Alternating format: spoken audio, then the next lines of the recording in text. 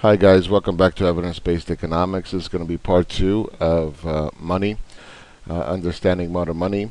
And in the previous video we talked about how money is created out of thin air, and then once it crosses the event horizon it becomes surpluses to the non-government. And we took $10, it became $10 of liability, $10 of assets to the private sector.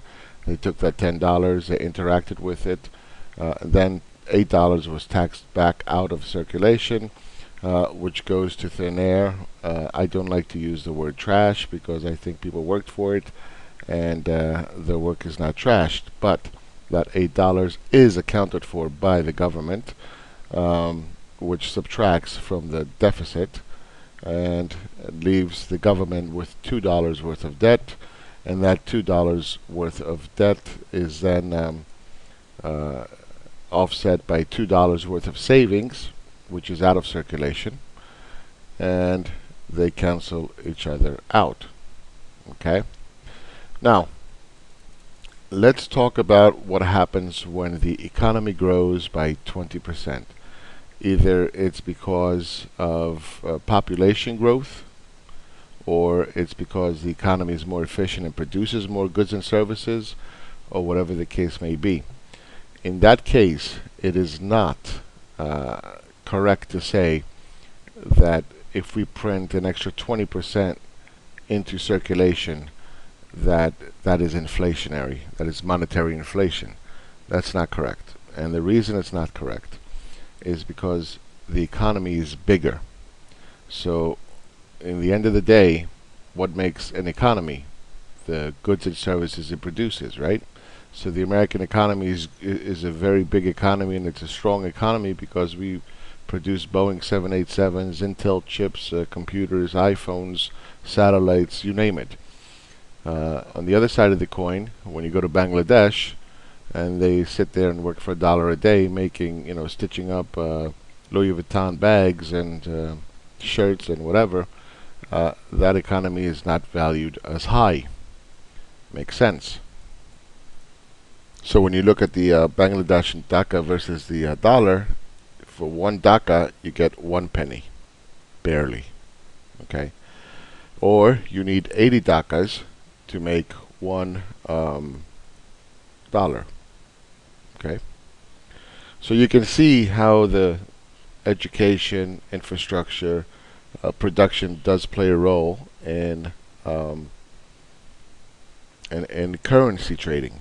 Okay, so when you look at their current account, it has been for the most part positive, right? So they export more than they import. You would think, by some people's logic of understanding, forex, that it's a current account surplus. Woohoo! Fantastic! Let's go out and buy it. Well, if you did that, you would just crush yourself because you don't understand how this all applies to forex. So when you look at the US dollar versus the Dhaka, you would have got crushed, thinking that, oh look, there you have current account, this is fantastic, let me go out and buy the Dhaka. No, it doesn't work like that. When you look at government debt to GDP, it has been declining. Okay, it's down to what? Less than 30. That's better than Greece, I'll tell you that much. Better than the US. You take a look at government budget, well, it's been what, -4.5%. Okay, US is what, 3.2 or something. It was as much as 10. So you see, the value of the economy is really based on education, right? The quality of the economy.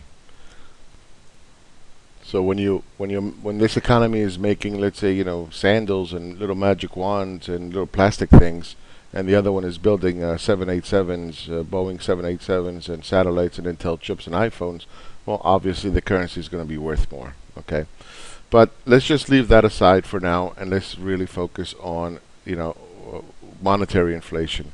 If we were to continue to pump in money, okay, at let's say 10% of GDP, and the economy was not growing at the same rate, then you're going to get monetary inflation. So what shift bots would say is, oh my God, we're spending 20% more.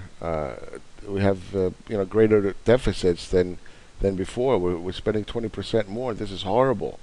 But they're not realizing that the economy is getting 20% bigger, and you require those extra dollars to accurately reflect the value of that economy. So it's not, oh my God, hyperinflation, dollar collapse, we're printing too much money. No, that's not true. The economy is bigger. So I'll leave it off here, and I'll make another video continuing with this little economy that we are creating from scratch.